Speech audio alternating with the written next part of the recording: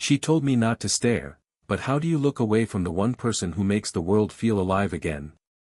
I never planned on noticing her the way I did. At first, she was just my neighbor, the woman across the hallway who carried herself with the kind of quiet elegance you don't see often anymore. She was 42, maybe 43, though her presence made her seem timeless. Every detail about her seemed to ask for my attention, the way her hair caught the sunlight when she bent down to water her plants, the calm rhythm of her footsteps as she climbed the stairs, the way she paused before turning her key in the lock, as though she was waiting for someone to stop her. I would catch myself staring longer than I should, not with any intention, but with something I couldn't quite name. It was like watching a story you weren't supposed to read but couldn't put down. Her movements were ordinary, yet they carried a softness that drew me in. Sometimes she looked tired, as if the day had taken more from her than she was willing to admit. Other times, she seemed untouchable, distant in a way that made me wonder what she was protecting. The first time she caught me, it was on a late afternoon. She had just returned with groceries, her arms full, her face framed by the orange glow of the sinking sun. I froze without meaning to, my eyes following the curve of her expression, the way her lips pressed together as if she was lost in thought. She stopped halfway across the hall, set the bags down gently, and looked at me with sharp, clear eyes. Her voice broke the silence, low and steady, edged with something between annoyance and defense. "Don't stare at me." For a second, I thought of apologizing. I should have, maybe. But the words slipped out before I could stop them, raw and unpolished. "Then stop looking like that." The air between us shifted. It wasn't just tension, it was something warmer, more fragile, like the space between two people standing too close on purpose. Her brows lifted slightly, as if she hadn't expected me to answer that way. And for a heartbeat, she didn't move.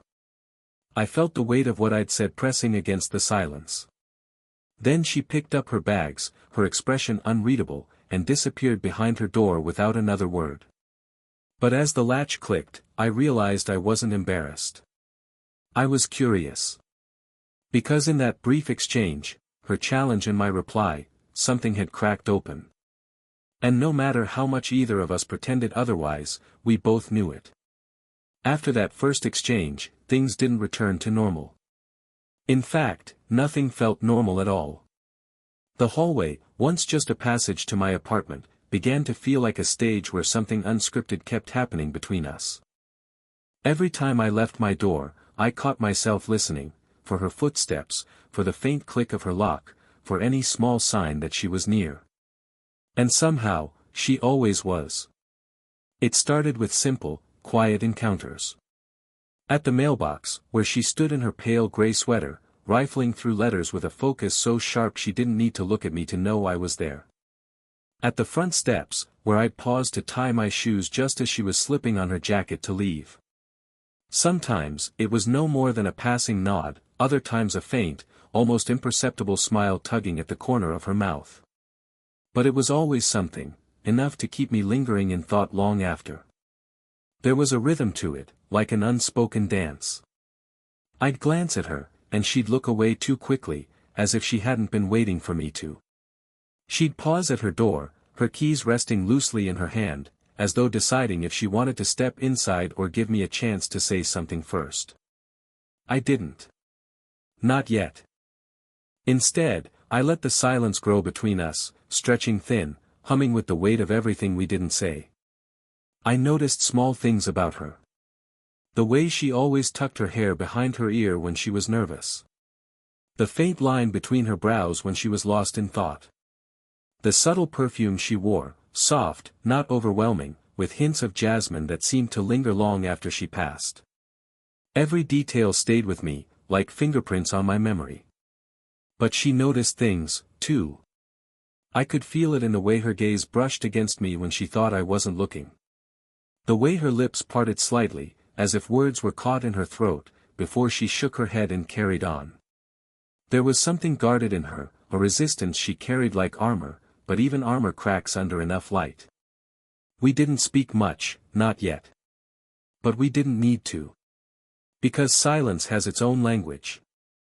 And in those glances, in the way our paths kept crossing as though by design, I felt it, a current, steady and quiet, pulling us closer whether we admitted it or not. It was a rainy evening when the silence finally broke. The kind of rain that didn't just fall, it poured, heavy and relentless, drumming against the pavement and echoing through the narrow street like 1,000 tiny footsteps rushing nowhere. I had stepped outside to grab takeout, only to realize I'd left my umbrella behind. By the time I made it back to the building, I was already damp, my shirt clinging to my shoulders.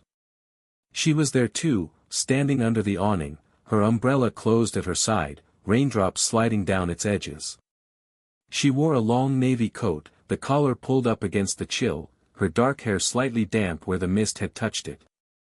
She glanced at me, and for the first time, her eyes didn't immediately dart away. "Some storm," she said softly, her voice carrying a calmness that contrasted with the chaos around us. I smiled, shrugging as I wiped a streak of water from my brow. Guess the weather didn't get the memo about timing. Her lips curved, not quite a smile, but close, like she was trying not to let it slip too easily.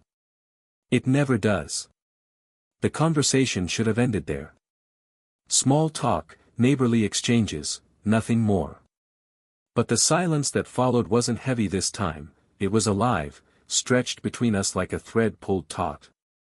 The rain became our background music, steady and grounding, giving us the permission to linger. "You always come home late," I said before I could stop myself. My tone was casual, but the question hung there, personal. Too personal. Her eyes shifted to me, steady but unreadable. "Work," she answered, as if that single word carried everything she wasn't willing to explain. Then, almost as if to balance the weight, she added, "And you? You always seem around." I let out a quiet laugh. Perks of having no life. That earned me something rare, a genuine smile. Small, fleeting, but real enough to change the air between us. Her gaze softened, lingering a moment longer than it should have, before she tucked a strand of damp hair behind her ear. We didn't say much else after that. But it didn't matter. The silence wasn't empty anymore, it was full of questions, possibilities, and the quiet recognition that we had crossed an invisible line. As the rain kept falling, I realized I didn't mind the storm at all. Because for the first time, I wasn't standing in it alone. It happened on a Thursday evening, long after the rain had gone. I was coming up the stairs when I saw her in the entryway, arms weighed down with heavy shopping bags. She tried to balance them against her hip while fumbling for her keys, the plastic handles digging into her skin. For a moment, I thought about walking past, pretending I hadn't noticed. But before I could talk myself out of it, I stepped forward. "Here, let me help," I said, reaching for one of the bags. She stiffened, almost startled, her grip tightening. "I've got it," she replied quickly, her tone firmer than she intended. I hesitated, meeting her eyes. There was pride there, or maybe self-protection. But I didn't pull back. Instead, I waited, letting the silence soften her resistance. Slowly, she exhaled and allowed me to take one of the heavier bags. Inside her apartment, the air felt warm and still, carrying the faint smell of fresh coffee and lavender. I followed her into the living room, where stacks of books lined the shelves and framed photographs sat neatly on the mantel. There was order in everything, cushions aligned perfectly, a folded blanket draped over the arm of the sofa, candles placed in precise corners. It wasn't just tidy, it felt like control. I set the bag down gently. "You keep this place very organized," I said, almost without thinking. Her eyes flicked to mine, sharp at first, then softer. "It has to be," she murmured. "If things around me are in order, then maybe I can pretend I am too." Something in her voice made me pause. She wasn't talking about groceries or furniture anymore. She was admitting something she rarely let slip. Vulnerability, disguised as routine. I stepped closer, careful with my words. "For what it's worth. I don't think pretending is necessary. You already carry more strength than most people I know. Her lips parted slightly, as if she wanted to argue, but the words didn't come. Instead, she lowered her gaze, her fingers tracing the seam of one of the shopping bags. For a moment, the guard she always wore cracked, and I could see her, not just the confident woman who told me not to stare, but the person beneath, quietly tired of being unseen for who she really was. When I left that night, she didn't thank me in words. She just opened the door, letting me pass, and her hand lingered a moment too long on the frame. It was small, almost invisible. But I felt it, the start of trust, fragile yet real. The shift between us was so gradual it almost went unnoticed. Days turned into weeks, and what used to be fleeting encounters in the hallway became longer moments, a conversation at her door, a shared laugh in the stairwell, a quiet pause when neither of us wanted to be the one to step away first. It was on a Saturday afternoon that the boundary between us changed again. She had invited me in for coffee, a casual gesture, spoken lightly, as though it meant nothing. But when I stepped into her living room, the way she smoothed the edge of the throw on the couch and adjusted the books on the table told me it meant something more. We sat across from each other, mugs in hand, steam rising between us. She had a dry sense of humor, sharp and unexpected, and at one point I made a clumsy remark about how she could probably run the entire building better than the landlord. She laughed, really laughed, her head tilting back, her shoulders relaxing in a way I hadn't seen before. As the laughter faded, she reached out, almost absent-mindedly, brushing her fingers against the sleeve of my shirt. It was nothing, a touch so light it could have been an accident. But I knew it wasn't. My skin warmed beneath her fingertips, the contact sparking a quiet awareness that lingered long after her hand fell back to her lap. We continued talking, though I barely registered the words. Every part of me was tuned to that single point of contact, replaying it like a note in a song you can't stop humming. And then, just as I was leaving, it happened again. At the door, as I turned to say goodbye, her hand touched my arm. Not firm, not hesitant, just there. A brief, natural gesture, but it sent a current through me all the same. Her eyes lifted to meet mine, steady and calm, yet her fingers lingered a fraction longer than they needed to. Neither of us spoke about it. She withdrew her hand, I offered a quiet smile, and the door closed softly behind me. But as I walked back to my apartment, I couldn't shake the feeling. That simple touch carried more weight than words ever could. Because sometimes, affection doesn't arrive in declarations. It arrives in fingertips brushing a sleeve, in the warmth of a hand that lingers just long enough to leave you wondering if it meant everything. The night the power went out, the building was swallowed in silence. No hum of the refrigerator, no soft glow from the hallway lamps. Just the sudden stillness of darkness, broken only by the patter of rain outside. I lit a candle in my apartment, its flame flickering against the walls, when I heard a knock at my door. It was her. She stood there holding a half-burnt candle of her own, the wax dripping slowly down its side. Her hair was loose, shadows curling along her cheekbones, her eyes reflecting the dim glow. "The lights," she said, her voice quiet, almost apologetic. I stepped aside without a word, and she entered. We settled at the table, two candles casting halos of light between us. The darkness around us seemed to fold in closer, pressing us together, until it felt as though the rest of the world had disappeared.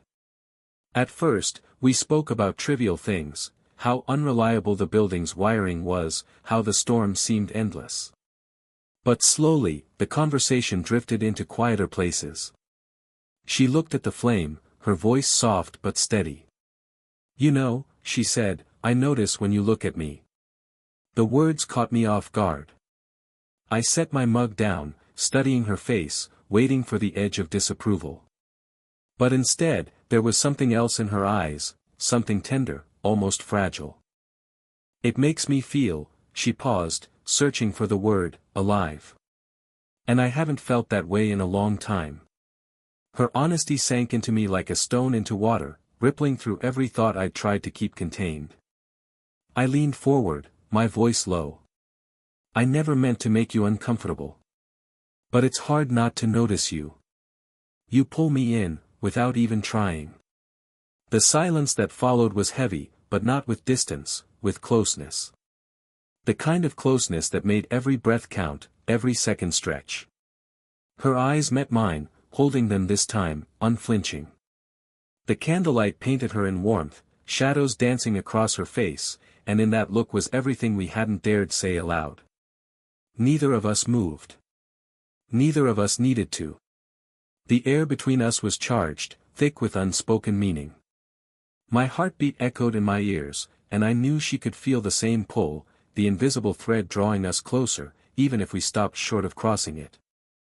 And for the first time, the silence wasn't awkward or tentative. It was intimate. It was ours. Morning came quietly, as if the world itself knew it had to tread softly after the night before. The storm had passed, leaving the air crisp and damp, the pavement glistening under the pale gold of sunrise. I stepped into the hallway, not expecting to see her so soon. But there she was, locking her door, her hair pulled back loosely, dressed simply in a cream sweater and dark jeans. Our eyes met, and instead of the guarded distance I had grown used to, there was something lighter in hers, something unspoken but clear. She tilted her head slightly, as if acknowledging the night we had shared in flickering candlelight, the honesty that had slipped between us like a secret we couldn't take back. Still staring, she asked, her tone softer than before, a thread of humor woven into the words. I smiled, not bothering to hide it. Only if you don't stop looking like that. Her lips curved upward, not in defiance, not in retreat, but in quiet acceptance. It wasn't a smile she gave easily, and that made it matter more. The silence that followed wasn't heavy or charged, it was comfortable, the kind of silence that comes when two people finally stop pretending they aren't drawn to one another. We walked toward the stairwell together, unhurried. The building was waking up around us, the hum of pipes, the distant sound of a television from another apartment, the muffled bark of a neighbor's dog. But all of it faded into background noise compared to the nearness of her steps beside mine. At the entrance, she paused, her hand brushing the doorframe as though steadying herself.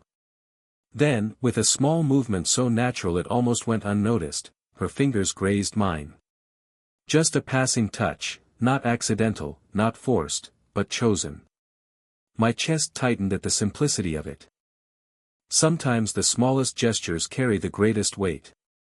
I glanced down at her hand, then back up at her face. She didn't look away this time. She held my gaze, calm and steady, as though daring me to misunderstand what she meant. I didn't. I couldn't. For once, there were no walls between us. No sharp words to deflect, no silences thick with hesitation. Just two people who had circled each other long enough, finally standing still in the same moment. Coffee later? I asked, my voice low but certain. Her eyes softened, her hand finally resting against mine, her touch warm, deliberate. Maybe, she said, though the small upward curve of her lips told me the answer was already yes. We stepped outside then, the morning sun catching the edges of her hair, the world stretching out in front of us as if it were waiting for what came next. And for the first time, I realized this wasn't about staring, or glances stolen in passing, or the tension of words left unsaid. It was about the quiet gravity pulling us together, steady and undeniable. It wasn't the end of a story.